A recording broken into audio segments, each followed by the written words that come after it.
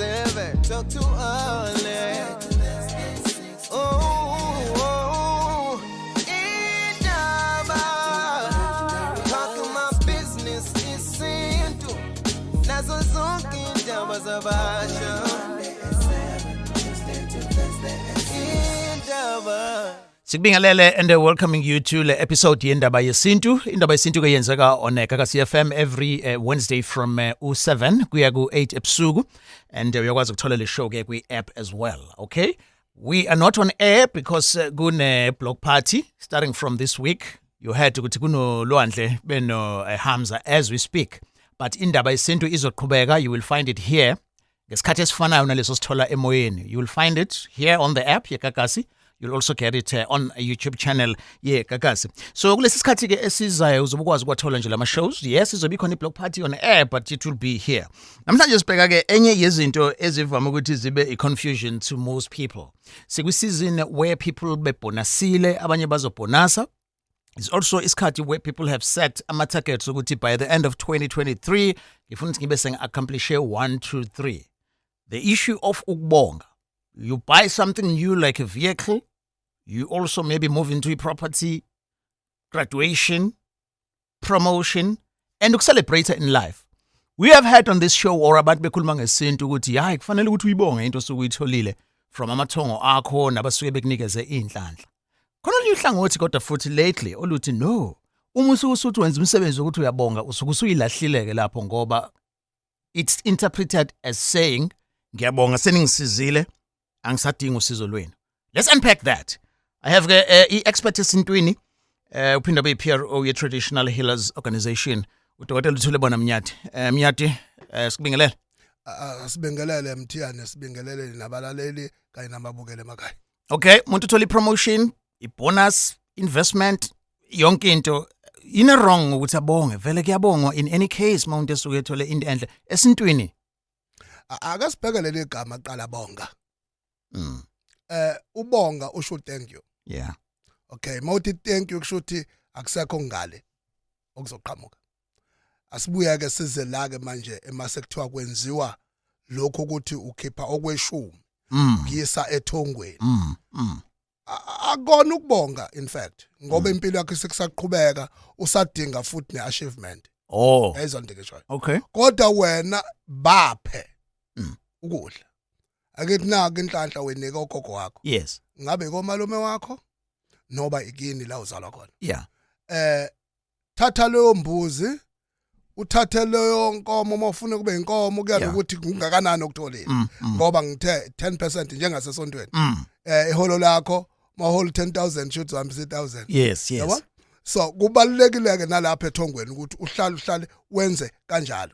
Okay, so you are saying lana Mnyati there's nothing wrong ngokuthi appreciate lezi poyitholile. Yes. But indaba iku wedding yokuthi ungasho ukuthi thank you. Thank you. Yes. Oh, okay. And futhi ke bheka ke manje ukuthi lokhu okweshumi ukunika abani.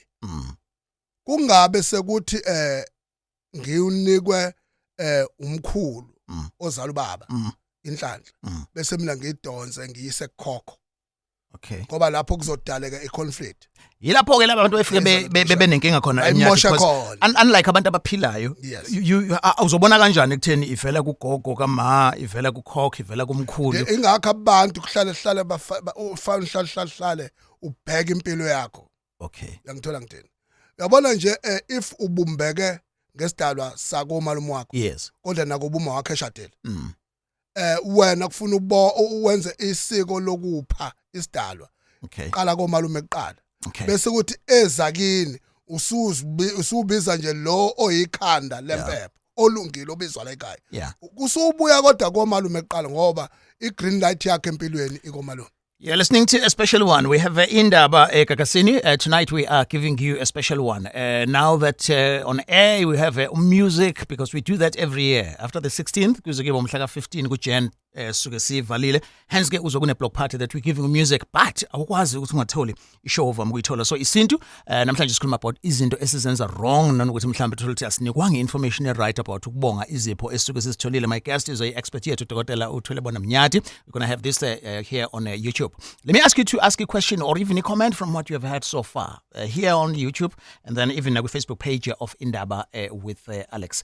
Okay, so now Mnyati kukhona ukuthi umuntu athi kunyaka ka-2023 ngifuna uhlanganisa all the blessings engiyitholile izipho zami ayihlanganise ndawonye. I was able to extend indlu, I was able to get a degree, ngathole promotion emsebenzini, business doing well, ngaphasa and all of that. Ungakwazi ukuthi ukubophe ngabhande linye and then bese uzokwenza leyo ukuthi ke uzopha isithunywa sakho noma kuzofuneka ukuthi ukuhlukanise konke ukuthi singenzele ukuthi nokuthi uvele kuhlanganisa nje ndawonye. Abona ke le ukubongela ukuthi uphasile wathola i-degree. Akwazi ukubhanqa nalokho ukuthi edalweni wena ubonga ufuna kuqhubeke lo okuphethe akunike inhlanhla njalo. Oh, yangizwa ngithena. Okay. Kufana ukuthi abanye abantu uthola ukuthi uzokwenza umsebenzi ekhaya. Angithi nanga umama wadlula emhlabeni. Yeah. Mase ngenza unveiling yakhe bese ngixuba nokumulisa ingane la igcekeni. Oh, okay. Lokho akuhambisani nenqubo mgomo. Okay, so celebrate a degree but at the same time business lakho lihambe kahle awukwazi ukuthi ukuhlanganise kube ndawonye. Cha ukwazi. Okay. Ngaphandle uma ungezodlula endumbeni empephweni ushisa impepho ungakwenza ke kuhlangana. So if ngizokwenza kanjalo ke ngizama ukubheka lana ukuthi ke ububi bakhona buzoba yini umphumela wakhona, because now you are advising ukuthi no awukwazi ukuhlanganisa ukubongela ukuthi degree umsebenzi business and all that. So if ngathiwa ukuhlanganisa ngabhande linye kuzokwenzakala yini? Ayikho into enesikhwele njengomoya wethonga. Umoya wethonga ufuna ukuxutshwa kakhulukazi nezinto zabantu abasaphila. Oh, okay. Manje uzoba nesikhwele ngoba kushuthi wena ifocus yakhe ibingekho 100% kubona kuloko kwenzayo. Kunalokho ufuna ukuqoqa konke bese ubahlanganisa nabanye abantu. Kanibona banendlela yabo eseceleni yokucelebrate lokho sokukwenza ngaleso sikhathi. Okay, your comments here. Mhlambe you've experienced this. Wahlanganisa izinto uthi uzama ukubonga. Wasebenzisa lelo gama lokuthi uyabonga. In case we join a conversation here too, this is available and uzokwazi ukuthola kwi-app KakaCFM as we always do kuma podcast under Indaba Yesintu. Ungayidownloada nje le app for free and ke uye on YouTube channel ye Indaba, a special one Indaba Yesintu. We'll do the same with this Sex Indaba as well. So izobe iqhubeka as usual, but ungacommentela. Before we wrap up ke Mnyati, we have abelaphi abathi ngokwesintu asikho isidingo esingako sokuthi mawenza any celebration kube nesilwane kuphume igazi, whether imbuzi, isiklabhu, inkomo, ibani, zanele, abanye bathi uyellow no white, suke sekugcinile. Asikho isidingo esingako sokuthi mangabe ucelebrate noma wenzela abadala umsebenzi ufanele kuze kube isilwane. Ithini yakhe perspective? Kulo mehluko phakathi kokholelwa yikona njengomthiyane wena individual nesiko elithinta thina isinto sonke thina endlu ensundu. So endlini ensundu uma uzokwenza into ezomemeza imimoya yala ekhaya, kushuthi ama ancestors ala ekhaya, kubaluleke kakhulu ukuthi bafike bahogele igazana bathole iphunga nosi lento ebulewe ngaphansi kwalowo mkhakha abamanyezela wona. Okay, so impepho ingena phike lapho. Engathi manje angithi impepho phela kani uzolayitha amakhandlela. Amakhandlela akwazi ahambe wadwa. Ngaphandle ingakho ngithe kunomehluko kwenkolelo yakho mthiyani uwedwa. Angifuni ukuthi igama inkolo ngoba kuzoba ngathi ngihlasela abathize benkolo. Yayibona ngishoyo. Abasebenzisa wona amakhandlela kuphela.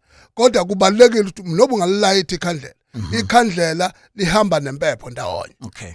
Uma usuqedile lapho chitha igazi phela ngoba ngeke umemeze oyihlo omkhulu.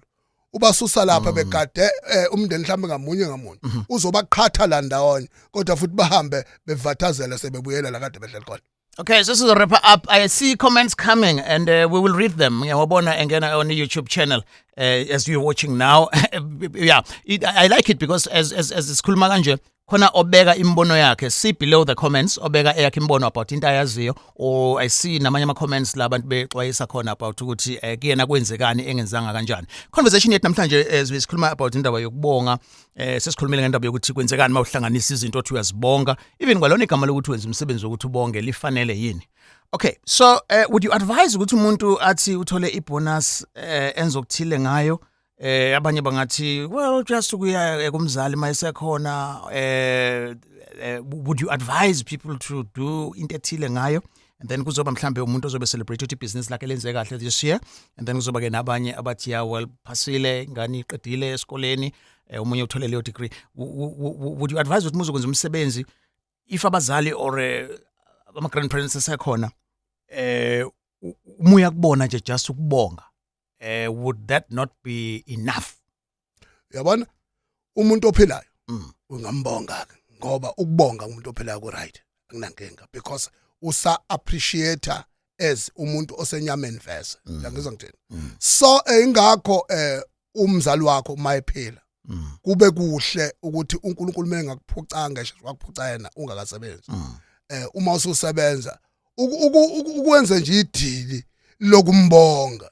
Utshela abaphansi ukuthi lamandla kade watholile ukuthi angakhiphi abode usengabuyena esweni, akukhulisa akufundise, akufundise ngisho impilo uqobo layo.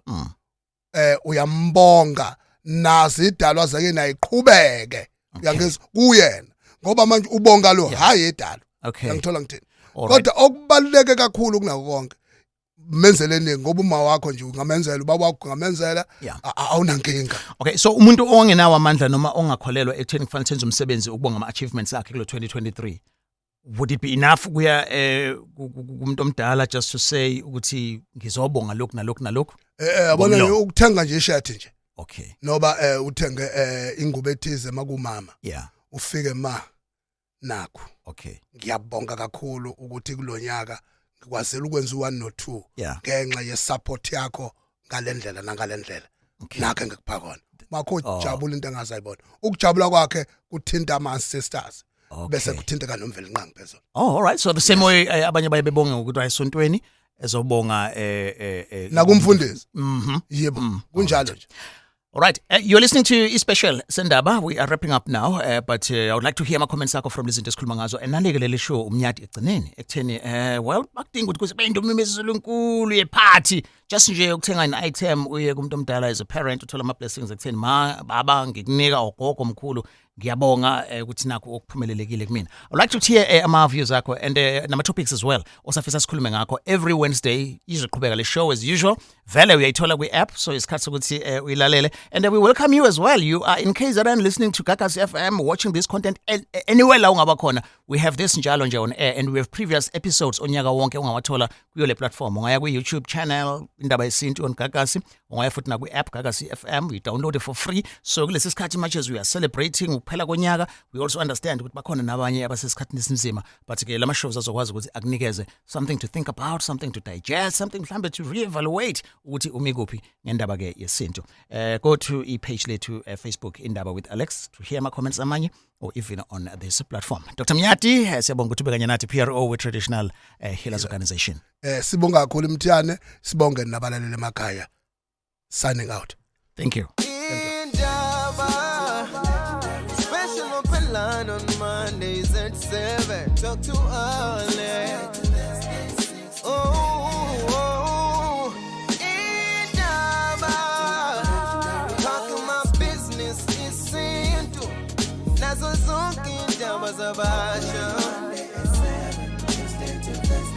Indaba.